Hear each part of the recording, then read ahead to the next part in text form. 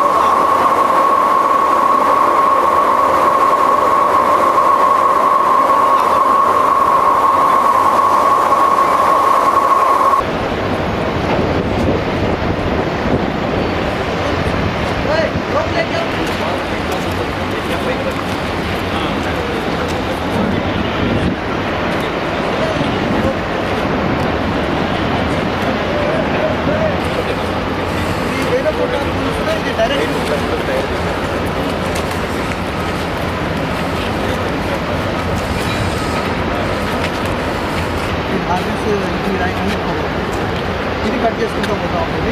ఇది లోపల inner wire ఉంటుంది సార్, టెన్షన్ గట్టిగా ఉంటుంది. ఇది ఎప్పుడైతే ఎగిరిపోయినాయో ఇంకా పర్ఫార్మెన్స్ తగ్గిపోతుంది సార్, కొంచెం కటింగ్ చేస్తాం సార్. ఈ డయాగ్నల్గా ఇట్లా స్ట్రైట్గా ఉంది కాబట్టి తీసుకుంటాం సార్. ఇది కింద డయాగ్నల్గా ఇట్లా అయినా ఉంటే ఇంకా రిజెక్ట్ అవుతుంది సార్ క్లాస్. సో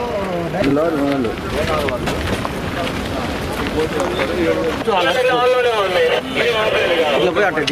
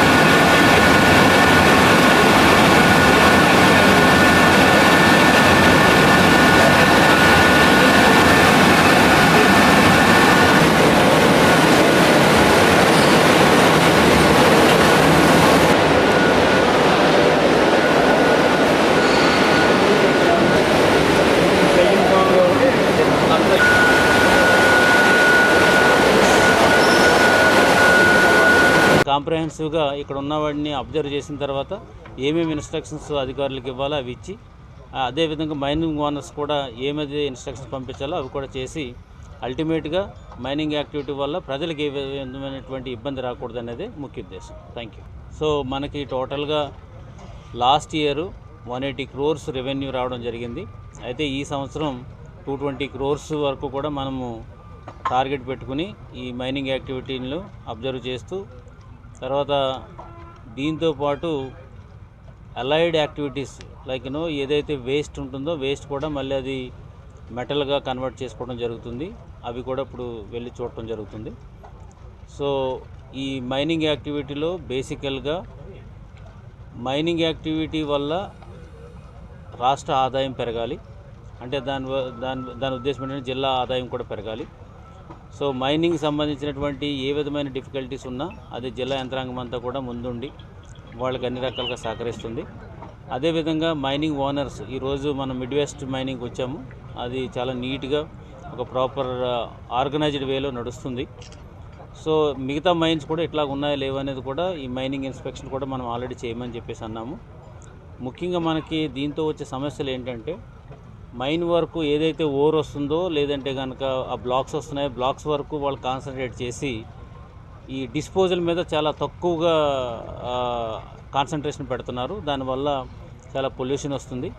సో దీని మీద ఇంతకుముందు పీసీబీ చైర్మన్ గారు కూడా వచ్చి చెప్పడం కూడా జరిగింది. ఈ చీమకుర్తి ఏరియాలో హయ్యెస్ట్ పొల్యూషన్ పార్టికల్ వేస్ట్ వస్తుంది ఎయిర్లో అని చెప్పేసి అన్నారు.